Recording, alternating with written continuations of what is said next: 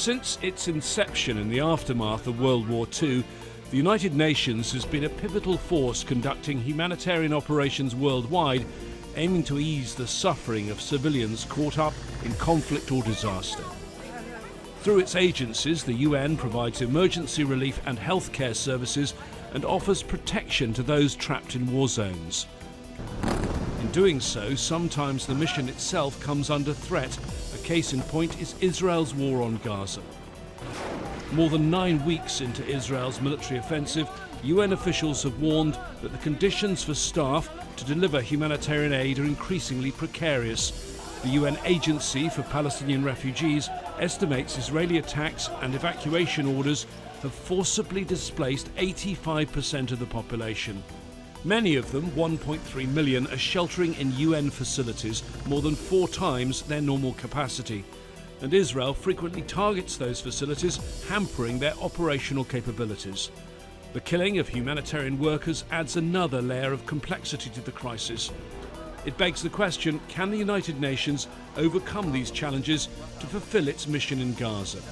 For some crucial insight on this, Martin Griffiths, the UN Undersecretary-General for Humanitarian Affairs and Emergency Relief Coordinator, talks to Al Jazeera.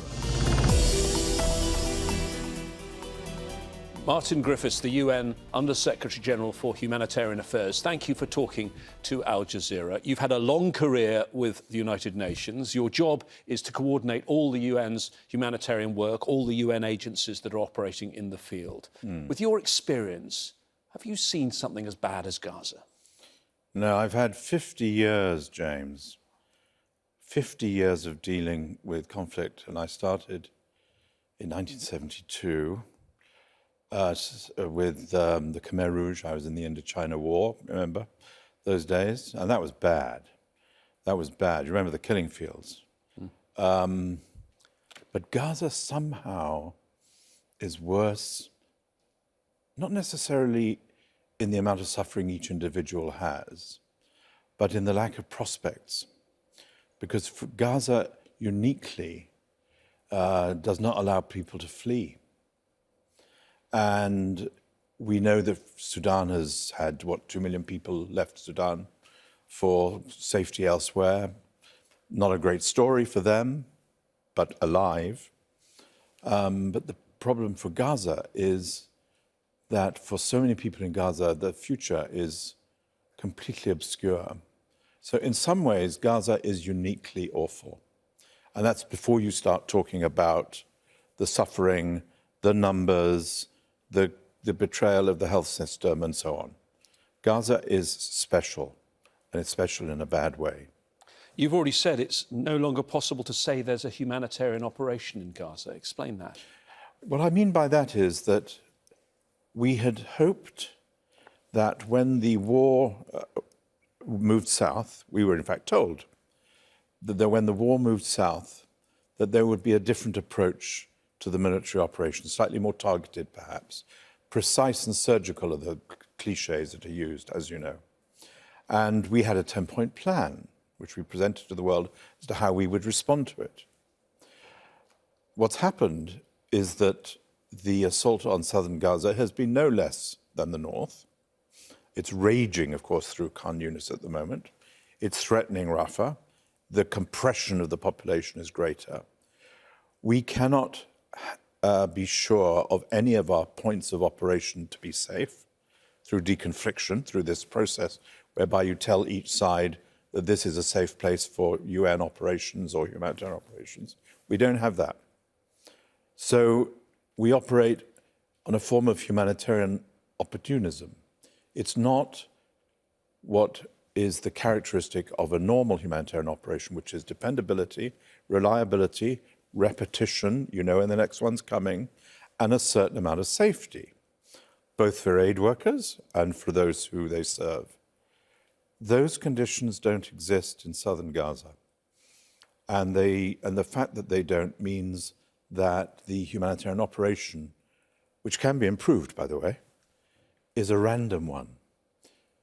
There are trucks going into Rafah. They are unloaded with great difficulty and bravery from the people who have to come from where the war is down to these spots. aid does get to people from time to time. There is some aid going to some hospitals, but it is random, it is not dependable, and in my mind, that's not a humanitarian operation, because a humanitarian operation is a safety net for people in war. Given the scale of the destruction we've seen, the amount of homes that have been destroyed, is it fair to say Gaza is now completely unlivable? I think Gaza may become completely unlivable. Gaza is already a place where there is no guaranteed place of safety, which could be one criterion for livability. We still don't know where this will end.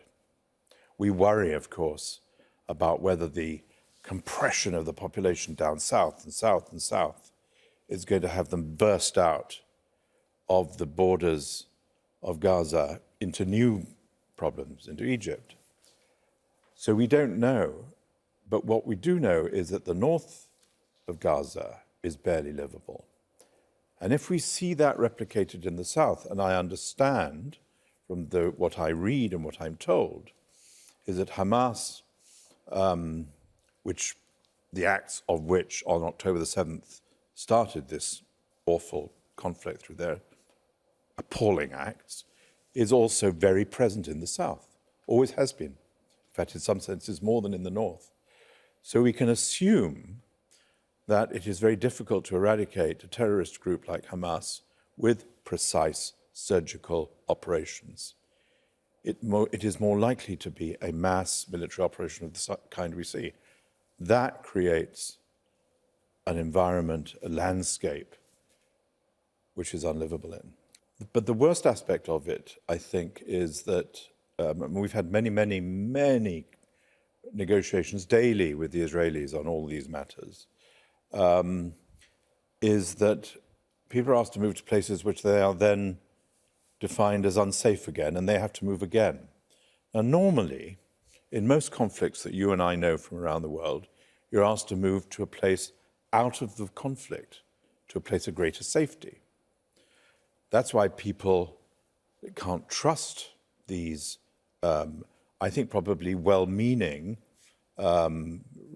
pieces of information to say, get out of the way of the fighting, which is a good thing in itself. It's a good thing, but not if it means that you go somewhere else and maybe you get bombed on the way, and then when you get somewhere else, you have to go somewhere else further. Your boss, the Secretary-General, Antonio Guterres, said people are being treated like human pinballs. Yes. The place that now Israel is saying to go to, or one of those designated safe areas, is a place called Al-Mawasi, which is a desolate bit of land by the coast where there are no facilities whatsoever. Do you believe that is a safe zone? No. Do you recognise that? No, we don't. And we're very firm on this, and we have been from the outset. When there was a discussion about safe zones started in the Gazan context a couple of weeks ago, with quite a lot of pressure being put on the UN, for example, to recognise the safe zone suggestions from Israel and others. Now, the UN has a special history, as you know, on safe zones. We have lived through Srebrenica, which was not a safe zone, as it turned out. The requirements of a safe zone are quite clear. It includes the need for guarantees of safety from all parties. It needs to be a place that people go to and leave voluntarily. It needs to be a place where humanitarian services are regularly and reliably provided. And Mawasi doesn't fit any of those requirements, as far as we're aware. And so we have had a continuing discussion with the Israeli authorities about what is a safe zone and what is a safe area. One of the worries that we have about Mawasi is that these very well-meaning and well-founded suggestions for a maritime corridor may draw people down to that beach area, which we don't think is safe, where there will be a collection of people who will be in harm's way. And so they will be drawn by the possibility of humanitarian aid. So the United Nations Secretary-General, has been extremely clear, and we have published statements and signed statements by all the humanitarian agencies to say, we do not believe that the concept of safe zones exists in all possibility in Gaza. Yes, and places flying the UN flag, and I assume you've given the coordinates of those places to the Israelis. We have. My understanding, more than 90 of those places have been hit in some ways by the Israelis. Isn't this Israel showing a willful disregard of the neutrality of the UN? Well, it's an appalling situation. We had my own staff who live mostly in one building in Gaza. That building was rocketed, which had just UN staff in it. And they knew that was a building with UN staff? Yes, it was part of the deconfliction operation, and presumably they must have felt that there were Hamas operatives nearby or underneath or wherever.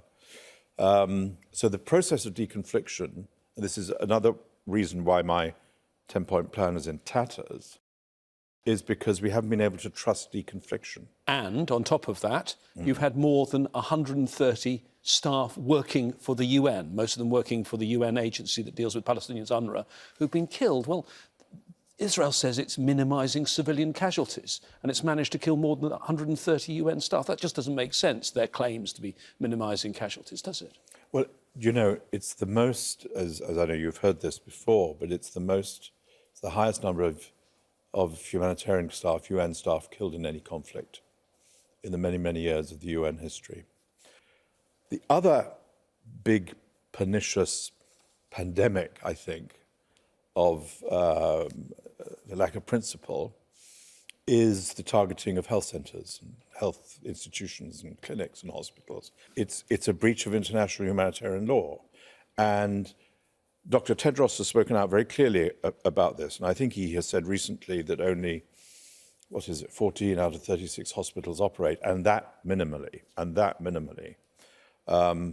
Now, look, it is also against humanitarian law to use the premises of a hospital or a school or anywhere protected by the law as a place for military operations. So if there are Hamas infesting parts of those hospitals or schools, then they are breaking humanitarian law. But then you have these principles of proportionality and so forth, and we haven't seen that happen. The numbers of dead in Gaza, children, of course, in particular, being the most tragic statistic, far outweigh the numbers killed in other conflicts of the day. Now, there's something, as the Secretary-General said, there's something completely wrong, which is a nice way of putting it, about this. Yes, one can understand and indeed defend the notion that Israel has a right to respond to the terrible events of October the 7th. And I'm one of those who has seen the compilation videos of those terrible acts of those days.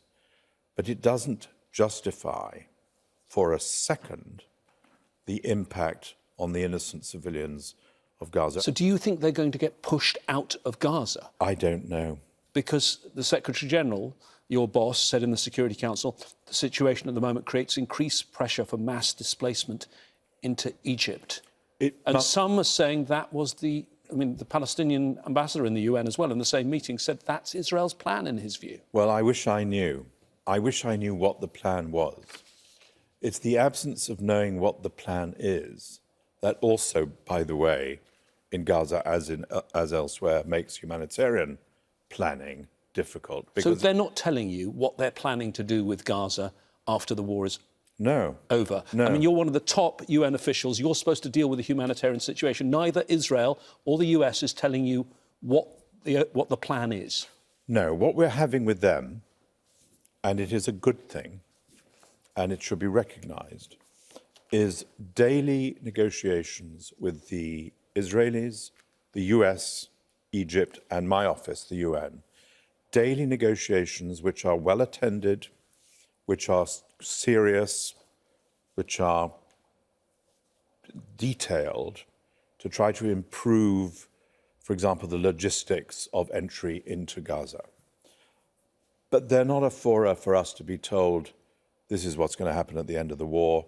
The whole question about the day after, the whole question about an administration of what will Gaza look like is something that is completely absent. What I'm struck by is not so much that I'm not told. I don't expect to be told. I expect to be there to react.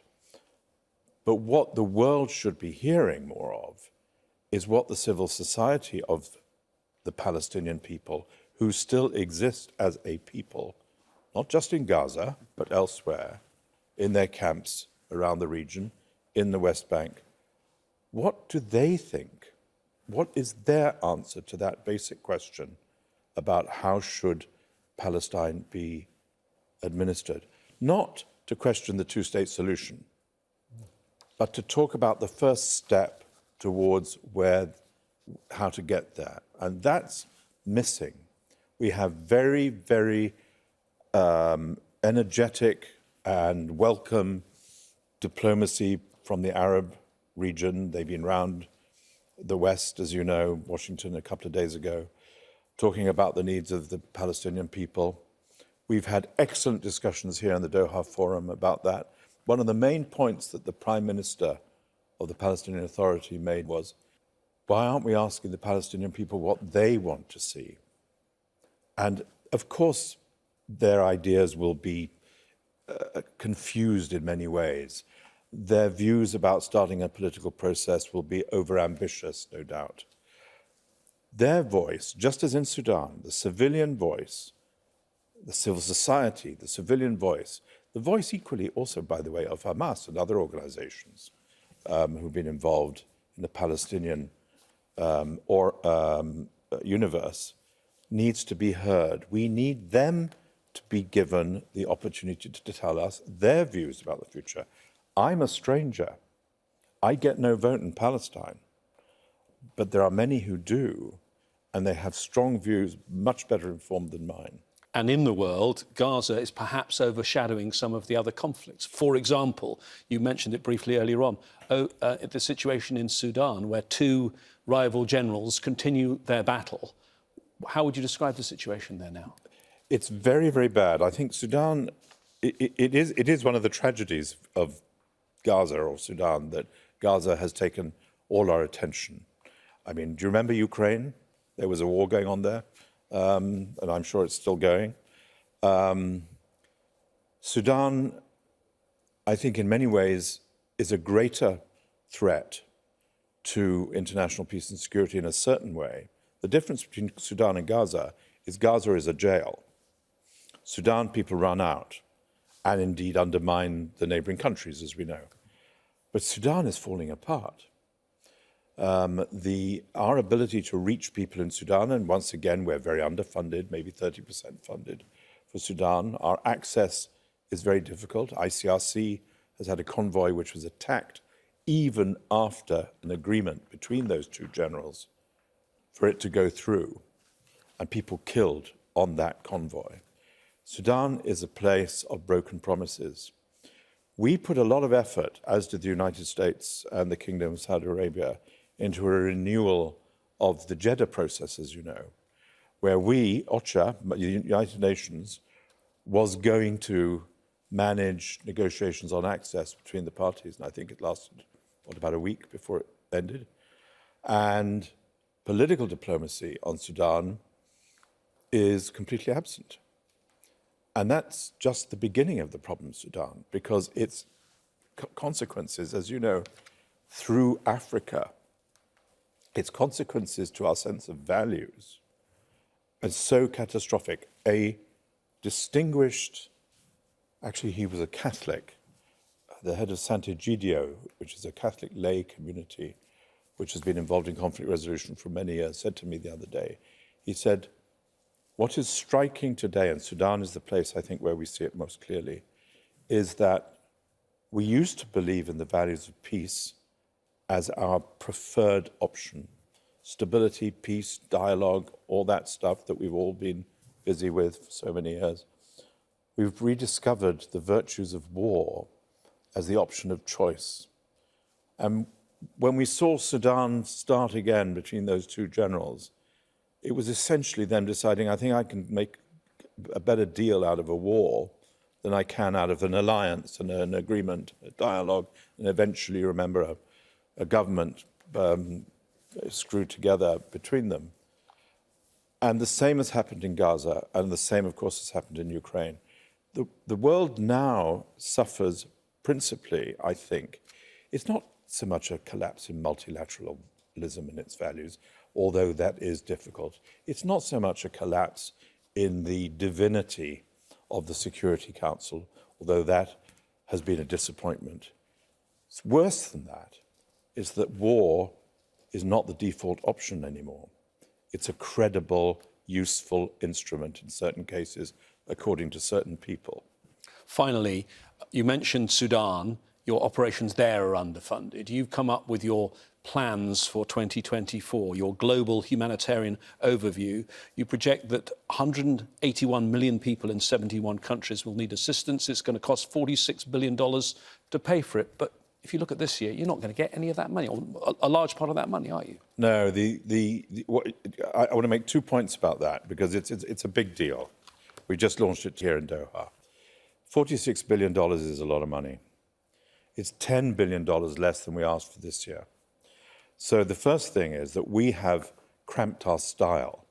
We have limited our ambitions, we, the humanitarian agencies in countries, to focus on absolute life-saving activities, the most important ones. So we've reduced the budget in response to the fact that the funding gap is widening. But we're still asking for twice what we're getting this year. So what does that tell us? That tells us a number of things. Number one, we need to do much more on making money work better. And I think there's two things I'd like to mention there. Number one, use of cash. Use of cash as a humanitarian methodology gives agency to the people it is given to, and they spend it always more wisely than we would. Number two, listen to them. Listen to them a lot more. Listen to the communities, because they'll tell you, no, I don't want another tent, thank you. I'd prefer to have a road, whatever. Money better spent. Number three, go for economics. Isn't it interesting that in Afghanistan, one of the things that is more talked about than humanitarian aid at the moment, in a place which is so ignored, another one of the places that is ignored, is the economics of Afghanistan that have become an area of possibility. It is the economics of Syria which is driving it into the ground. It is the economics of Myanmar, as well as the war, which is driving it towards misery. The humanitarian community next year, 2024, with ambitions as it has, it's not only about linking up with development organizations and making sure that we do not do it through high-level panels in places like New York, but that we do it on the ground with the communities sitting together. It's not just that. It's about looking at the economics of how people live and making economics and economic interventions more acceptable politically to donors, more useful and tactical to those who need them. You know, women are 4 times more productive in Afghanistan when employed than men. If you want to help women in Afghanistan, and we all do, of course we want their education, and of course we want them to be able to work. But we can also do it through investment in economics. So I want my community to be focused on a partnership with local communities first, and then a partnership with the others, with the economists, with the World Bank, with the private sector, with development organizations. Because if we don't change our business model, we're going to have another year of a major gap in which we will be, what, 30% funded? And there's going to come that moment when people will be saying, what happened to the other 70%? What happened last year? Are they alive or dead? Or were you fooling us? And we have, because of that kind of question, we've limited, we've focused, we've narrowed our desire down, but we need to supplement that with genuine partnerships, which are not about patronage, and it's not about, I'll hand this on to you later, but we'll work at the same time together. That's what we need to do. Now, that means a revolution in the business model of the humanitarian community. And we're trying to do that at a time of, as we've been discussing, some of the greatest and most intractable conflicts. And by the way, climate is going to hit us again, worse next year even than this year. So Martin Griffiths, Undersecretary-General for the United Nations for Humanitarian Affairs, Thank you for talking to Al Jazeera. Thanks a lot, James. Very good to see you. Thank you.